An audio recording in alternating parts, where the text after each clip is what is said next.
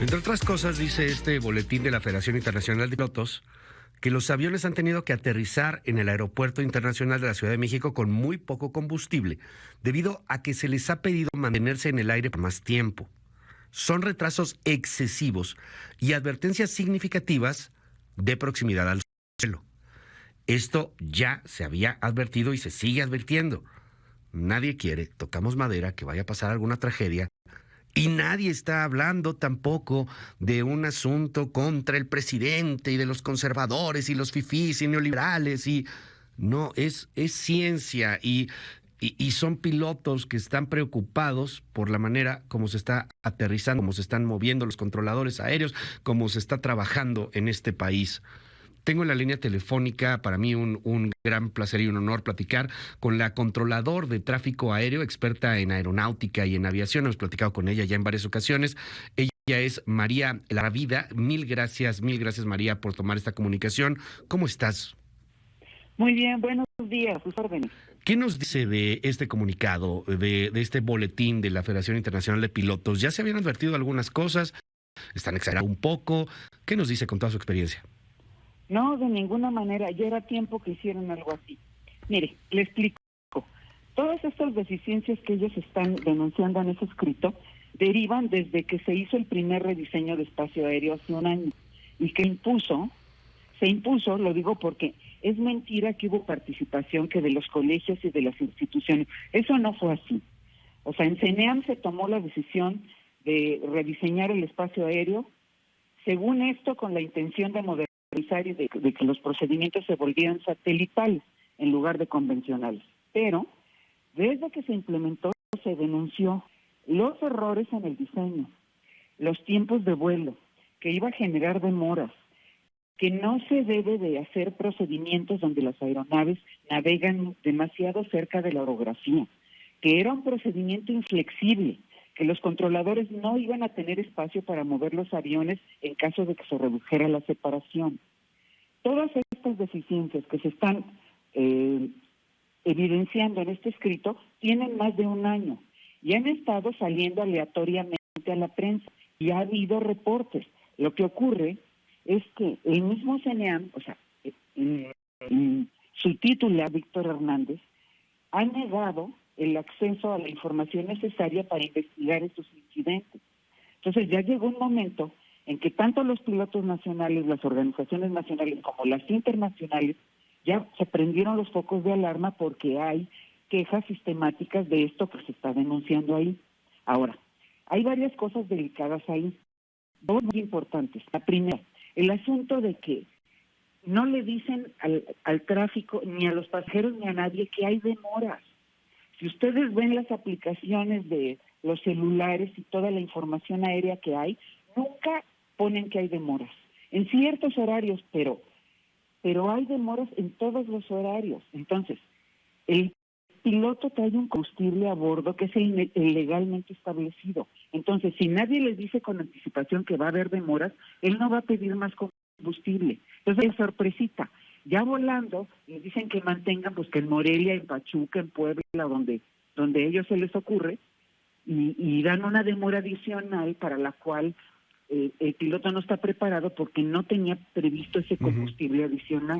Déjeme detenerla una ahí de las cosas. Perdón, la detengo por un momento. ¿Qué pasa cuando va volando el piloto y le dicen, oye, tienes que detener? No, hay demora, estamos saturados. Y no traes el combustible. O sea, supongo que el piloto puede decir, oye, no tengo combustible, esto puede terminar muy mal y se prioriza el aterrizaje. ¿O qué sucede en una situación así? Mire, en el plan de vuelo regular si hay un combustible de contingencia. En el momento en que al piloto le dicen eso, él va y se establece en su patrón de espera, que es el procedimiento para demorar al tráfico en vuelo. Bueno, y él tiene que hacer un cálculo de cuánto tiempo puede mantener. Cuando él ve que el combustible se va agotando, le va a tener que avisar al controlador. Oiga, yo ya nada más puedo mantener 5 minutos y me voy a mi aeropuerto alterno. O ya voy a declarar emergencia, estoy en esta situación. Hay una terminología que se llama combustible mínimo a bordo, donde le indica al controlador que ya no puede mantener más. ¿Cuánto dura ese? Eso debe de ser una cosa excepcional, claro, no diario, ¿sí? No cada vez que volamos tiene que pasar eso. ¿Cuánto dura ese combustible mínimo, María?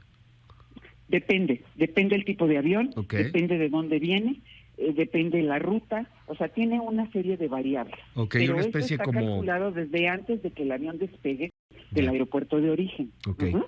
Ajá. La cuestión aquí es que una situación inesperada que no se le avisa al operador o a la aerolínea con Ujú. tiempo y que eso está ocasionando estos desastres, que aleatoriamente se van al alterno. Imagínense la incomodidad para los pasajeros que los llevan a otro aeropuerto a recargar combustible, los tienen ahí un tiempo y luego los vuelven a despegar. Total, llegan a su destino varias horas después Sí, claro. que no corresponden al itinerario. Entonces, esa es la primera preocupación.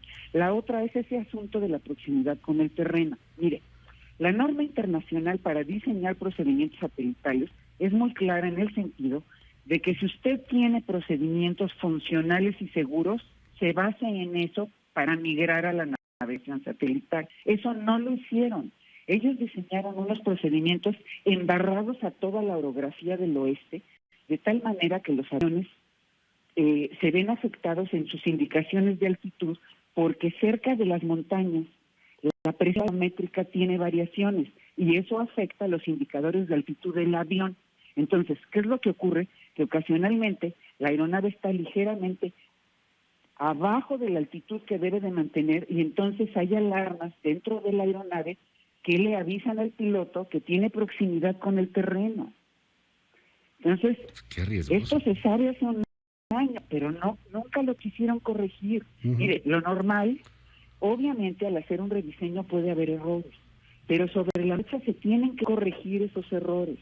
Aquí no tienen intención de corregir nada. Claro. Y llevan un año ocultando los incidentes. No quieren ni siquiera investigarlos. De ahí yo Y le si quiero los preguntar, investigan, guardan la investigación. estos incidentes que se han venido reportando, que ha reportado usted misma, pues vienen ahora reportados nada más y nada menos que la Federación Internacional de Pilotos. ¿Esta federación quién es? O sea, para todos los que no estamos metidos en el asunto de la aviación, ¿es una Muy institución fácil. súper importante? Así ¿Es una asociación No, es súper ahí? importante. Ok. Mire, Ujú. tanto pilotos como controladores, este es el mecanismo. Hay una organización profesional local. En México tenemos un colegio de pilotos, un colegio de controladores, un colegio de ingenieros en aeronáutica. Pero hay una instancia internacional que agrupa todas las asociaciones. En el caso de los pilotos, Ok. esa es IFALPA, esa es la que está presentando esta denuncia. O sea que es muy grave y delicado porque ya es la máxima instancia de ellos.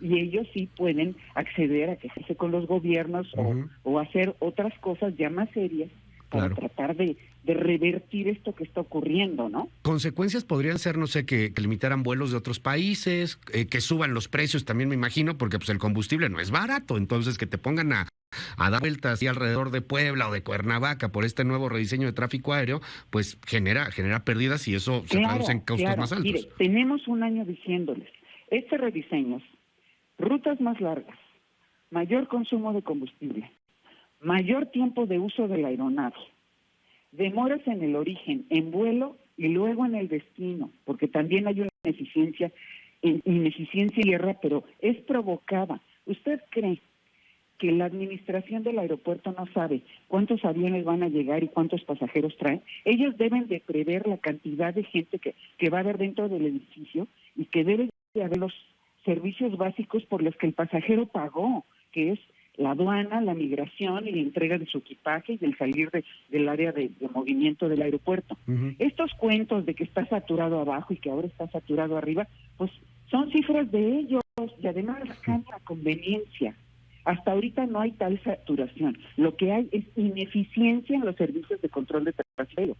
Y para que los pilotos lo detecten tiene que ser grave, porque hay partes de la seguridad aérea que manejan los pilotos, pero hay otras que las manejan los controladores. Ya. Entonces, esto que está ocurriendo, cuando se implementó el rediseño, los pilotos no podían opinar, por eso estaban calladitos, Ujú. porque si no saben, si no lo han usado, si no lo han experimentado, no podían expedir una opinión seria. Ahora ya tienen los elementos para decir que está mal y que hay que corregirlo.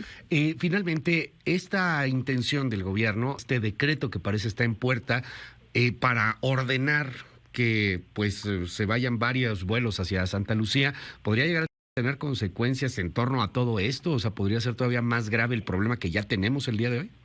Así es que mire, eso del decreto y de la capacidad del aeropuerto es un tema diferente.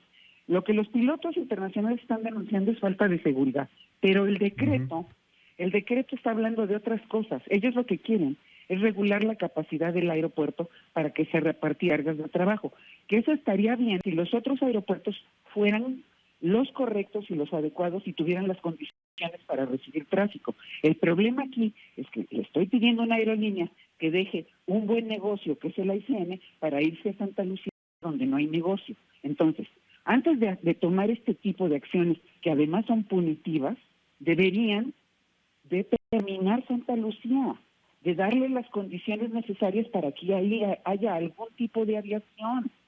Mire, estas son las ocurrencias de... Ahora dicen, no, que se vaya la carga a Santa Lucía. Ajá, ya veo el cerro de aguacates allí en la plataforma. Eso no funciona así. Sí, claro. Ellos tienen que acondicionar la carga, tienen que tener equipamiento, tienen que tener dónde guardarla, dónde recibirla. Y lo más importante en nuestro país, la seguridad de la carga para entrar y salir del aeropuerto. ¿Dónde está esa seguridad? Totalmente. No tenemos nada de eso, hombre. O sea, no es mala intención de nadie no ir a operar ahí. Simplemente la aviación es un negocio que tiene reglas muy claras que ahí no se cumplen. Entonces, este tipo de medidas punitivas, lo único que van a hacer es encarecer la aviación en México, poner a las aerolíneas en situación económica muy difícil y que los pasajeros no tengamos opciones y tengamos pocos vuelos, pocos boletos y mucho más caros. Le Eso es lo que aprecio, va a ocurrir. le aprecio mucho que me haya regalado estos minutos. Aquí en MBS Noticias es María Larriva, controladora de tráfico aéreo, experta en aeronáutica y en aviación. Y ya habíamos advertido esto, ya lo había advertido usted desde hace tiempo. Muchas gracias. Para servirle, buen día. Muy buenos días.